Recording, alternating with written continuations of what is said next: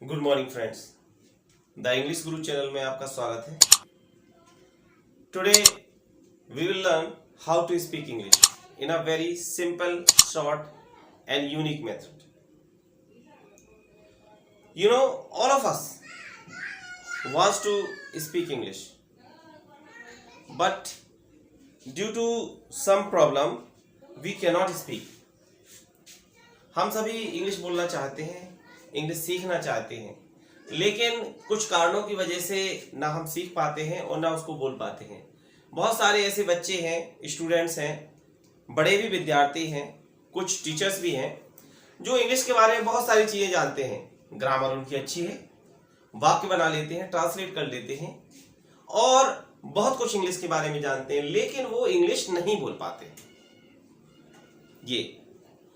यहां हम आपको बताना चाहते हैं कि आप कैसे कुछ सरल फार्मूलों के माध्यम से इंग्लिश को बोल सकते हैं, बड़े ही आसान तरीके से।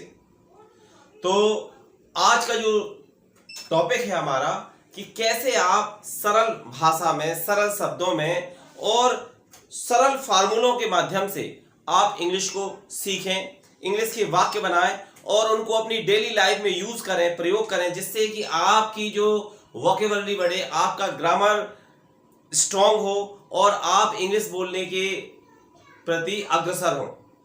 So now let's start.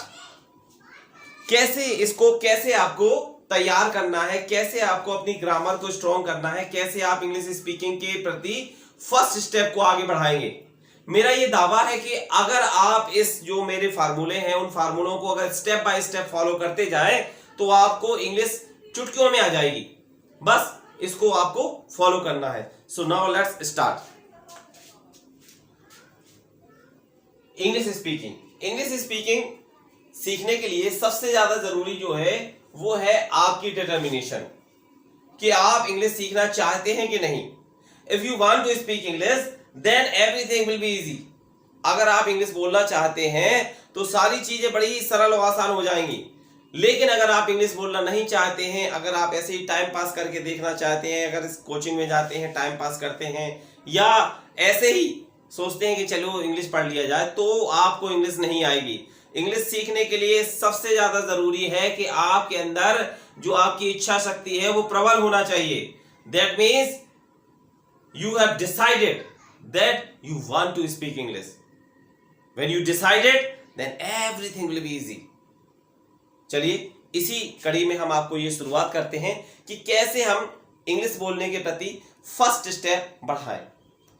हम इंग्लिश स्पीकिंग को एक बड़े ही सिंपल और यूनिक फार्मूलों के माध्यम से ये हम इसको बढ़ाएंगे। और हमारा जो फर्स्ट फार्मूला है वो प्रेजेंट इंडेफिनिट पे बेस्ड है। किस पे? प्रेजेंट इंडेफिनिट पे, जो कि आप सभी लोग लंबे समय से यूज करते आ रहे हैं और जानते भी हैं कि कैसे इसको वाक्य बनाए जाते हैं। तो चलिए इसमें हमारा फॉर्मूला 1 है present indefinite.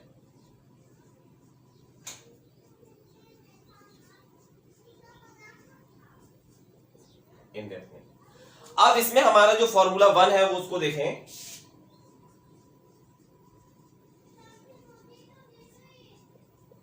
Formula 1, do you plus first form of verb plus object plus question mark. Easy. ये क्वेश्चन है हमारा, फर्स्ट क्वेश्चन है क्वेश्चन। अब इसका ये आंसर, दो तरह के आंसर बनाए जाते हैं इसके। एक यस आई प्लस वर्ब की first form plus object, no I do not plus verb की फर्स्ट फॉर्म प्लस ऑब्जेक्ट। ये हमारा जो फार्मूला है, इस फार्मूले के माध्यम से हम वाक्य बना सकते हैं और अपनी इंग्लिश स्पीकिंग को बढ़ा सकते हैं। कैसे? इस फार्मूले के माध्यम से हम देखते हैं कैसे वाक्य बनाएंगे। सबसे पहले क्या किया हमने, ये क्वेश्चन लिया, तो इसी फार्मूले के माध्यम से हमें वाक्य बनाने हैं। तो देखते हैं कैसे बनाते हैं। सबसे पहले क्या किया हमने, इस फार्मूले डू यू लिखा है तो डू यू को हम यहां कॉपी कर लेंगे, डू यू। ठीक है। उसके बाद जो आंसर, इसमें दो तरह के आंसर बनाए जाते हैं। लेकिन बोलते समय आपको एक ही आंसर देना है, तो दो तरह के आंसर, दोनों को स्टडी करेंगे हम। पहला आंसर यस आई, और दूसरा आंसर होगा आपका नो आई डू नॉट। इसके बाद आप ये देखेंगे ये फार्मूला दिया गया है, फार्मूला में हर वाक्य में आपको ये डू यू सभी में लेना है, यस आई सभी में लेना, नो आई डू नॉट सभी में लेना है। अब क्या करेंगे, डू यू हम ये देखेंगे फार्मूले में डू यू के बाद वर्ब की फर्स्ट फॉर्म लगाई गई है, तो यहां पे डू यू के बाद वर्ब की फर्स्ट फॉर्म, कोई भी वर्ब की फर्स्ट फॉर्म ले लेंगे, जैसे come, go, eat, drink, sing, whatever you think, जो कि इसमें हम ट्रांसिटिव इंट्रांसिटिव दोनों वर्ब का प्रयोग कर सकते हैं। वर्ब जैसे कि खाना, पीना, सोना, हंसना, रोना, गाना, ये सारी वर्ब्स हैं, और इस वाक्य में, इस फार्मूले में हम कोई भी वर्ब यूज कर सकते हैं, ट्रांसिटिव हो चाहे इंट्रांसिटिव। तो हमने क्या किया इसमें कि डू यू लिया, डू यू के बाद हमने एक वर्ब सेलेक्ट कर ली, do you sing, sing that mean जानते हैं गाना, गाना गाना होता है, या किसी चीज को गाते हैं हम, तो डू यू सिंग, ये वर्ब की फर्स्ट फॉर्म ले ली हमने। उसके बाद क्या करेंगे, वर्ब से रिलेटेड हम एक ऑब्जेक्ट लेंगे। क्या? वर्ब से रिलेटेड ही ऑब्जेक्ट लेना है आपको। अगर आप वर्ब से रिलेटेड ऑब्जेक्ट नहीं लेंगे तो आपका वाक्य गलत हो जाएगा। कैसे? जैसे do you sing a roti, do you sing a chapati, do you sing a banana. Clear? तो ये जो हम जब ये यूज गलत ऑब्जेक्ट यूज करेंगे तो हमारा वाक्य गलत हो जाएगा। तो डू यू सिंग, सिंग क्या करते हैं? A song. Do you sing a poem, do you sing a nursery, whatever you think. तो do you sing a song, और अंत में हम क्या करेंगे, फुल स्टॉप लगाएंगे। अंत में क्या लगाएंगे? Full stop. यहां पे हमने लगाया क्या? Question mark. तो do you sing a song, तो जब क्वेश्चन बनाएंगे तो क्वेश्चन के अंत में हम ये क्वेश्चन मार्क लगाएंगे। उसके बाद हम ये आंसर बनाते समय ये देखेंगे कि यस आई लिखा हुआ, तो यस आई हमने कॉपी कर लिया, और यहां वर्ब लगानी है। तो आप देखते हैं कि जो वर्ब क्वेश्चन में लगाई गई है वही वर्ब आंसर में लगानी है। तो हमने क्या किया, जो सिंग लगी हुई है वर्ब ऊपर, वही वर्ब यहां ले लेंगे, और जो ऑब्जेक्ट ऊपर यूज किया गया है do you sing a song, तो उसी ऑब्जेक्ट को हम यहां ले लेंगे, आ सॉन्ग, और यहां फुल स्टॉप लगाएंगे। तो आंसर क्या हो जाएगा, जैसे क्वेश्चन करता है do you sing a song, तो आपका एक आंसर हो जाएगा yes I Singh a song. तो इसको हिंदी में क्या कहते हैं, क्या तुम गाना गाते हो। ठीक है, आंसर ये हो जाएगा हाँ मैं गाना गाता हूं। क्लियर? उसके बाद दूसरा आंसर जो बनाते हैं उसमें नो आई डू नॉट लिखा हुआ है, तो नो आई डू नॉट के बाद फिर वो आपको वही वर्ब की फर्स्ट फॉर्म लगानी है, जो वर्ब ऊपर यूज की गई है वही वर्ब हम यहां ले लेंगे। तो ये सिंग लगाई थी हमने, तो यहां भी हमने सिंग ले ली, और ऑब्जेक्ट जो सेम था वही ले लिया, आ सॉन्ग, और अंत में फुल स्टॉप। तो ये एक आंसर हमारा ये बनेगा, no I do not sing a song. इसी तरह से आप डू यू यूज करके एक वर्ब कोई भी सेलेक्ट करें और एक ऑब्जेक्ट लगाए, तो उसके बाद आपके मैक्सिमम वाक्य बनाए, तकरीबन 40 से 50 वाक्य बनाए इस वर्ब से, अलग अलग वर्ब से, और उसमें आप उनके आंसर भी बनाए, पॉजिटिव में नेगेटिव में, मतलब हाँ और ना दोनों में आंसर बनाए, और उनको यूज करें, और उनको अपने मन में बोलें, अपने मुंह से बोलें, और उसको लोगों के सामने अपना प्रस्तुत करें, अपने भाइयों बहनों से बात करें, और डू यू से क्वेश्चन करें, do you read a letter, do you read a book. Clear? Do you sing a song, do you eat food, do you learn a lesson. Do you से करके आपको वाक्य बनाने, do you swim in the river. Clear? So do you से वाक्य करके आपको maximum इस अलग अलग वर्ब के साथ आप वाक्य बनाइए, और इससे आप जो आपका जो प्रेजेंट डेफिनेट का जो टेंस है, खास तौर पे बोलने के पर्पज से, स्पोकन इंग्लिश के पर्पज से, वो आपका तैयार हो जाता है। First step. इसमें अभी और भी सारे एक्सरसाइजेस हैं, लेकिन अभी आपको सिर्फ इतना ही करना है कि डू यू के साथ आपको एक वर्ब की फर्स्ट फॉर्म लेनी है और एक ऑब्जेक्ट लेना है। ऑब्जेक्ट वर्ब से रिलेटेड होगा, ऑब्जेक्ट को इस बात का ध्यान रखना है कि वो वर्ब से रिलेटेड हो, मतलब अलग ना हो। अगर वो वर्ब से रिलेटेड नहीं होगा तो आपका वाक्य गलत हो जाएगा। तो इसी कड़ी में अगर हम ये देखेंगे कुछ और वाक्य बनाए, तो ये देखते हैं कैसे।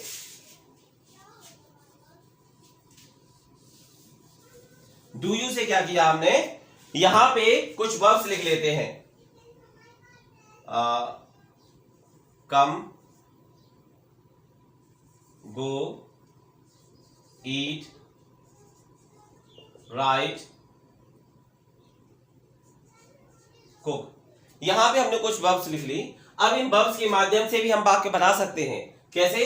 हमने क्या किया, डू यू लिखा, डू यू, उसके बाद यहां से कोई भी वर्ब ले लिया हमने, कम। एक बात ध्यान रखेंगे, कम कम जब वाक्य यूज करते हैं तो कम फ्रॉम लगाते हैं और गो के साथ गो टू लगाते हैं। तो डू यू कम, यहां पे हमने एक बार ले ली कम।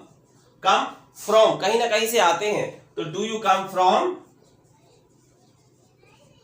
स्कूल, इजी, और अंत में क्वेश्चन मार्क। जैसे हमने पहला वाक्य बनाया था उसी तरह से हम ये दूसरा वाक्य बनाएंगे और डू यू करके हमने ये ले लिया। अब डू यू के बाद इसमें क्या है, तो जो आंसर बनाने में क्या करेंगे, यस आई, उसके बाद वर्ब ले लेंगे, वर्ब की फर्स्ट फॉर्म, तो जो वर्ब ऊपर यूज की गई है वही वर्ब नीचे यूज करेंगे। तो do yes I come from school, easy.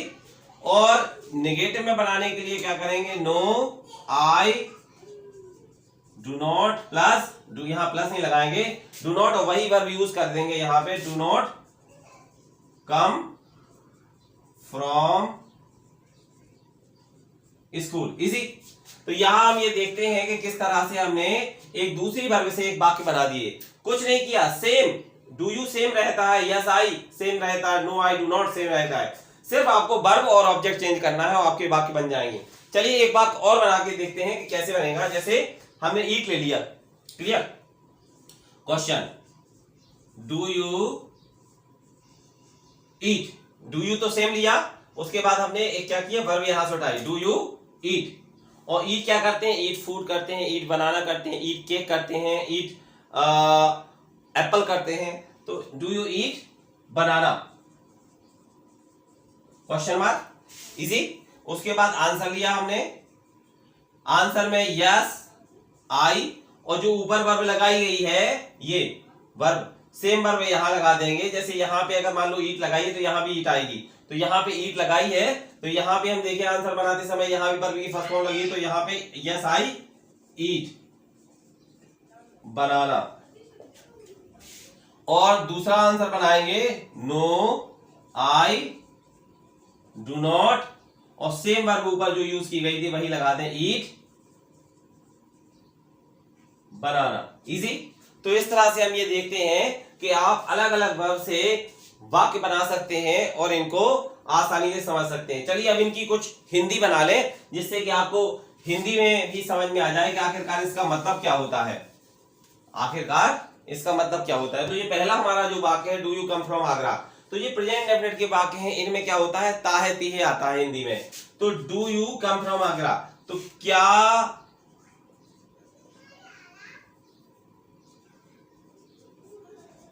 तुम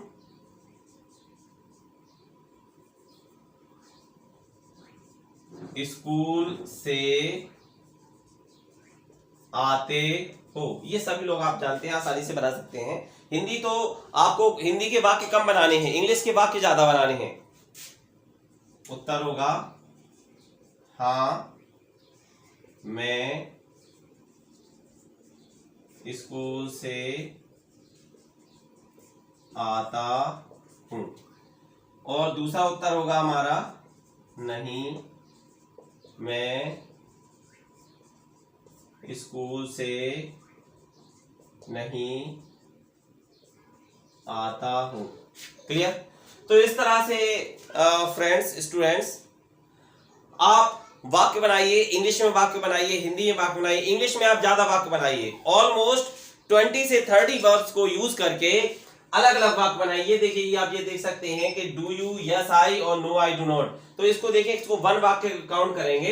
इसी तरह से आप लगभग 20 वर्ब 30 वर्ब से वाक्य बनाएं और इनको अपने मन में बोलें, घर पे अकेले जब हो तब बोलें, जिससे कि आपके प्रोनाउंसिएशन क्लियर हो और आप इंग्लिश बोलने के प्रति फर्स्ट स्टेप आपका क्लियर हो जाए।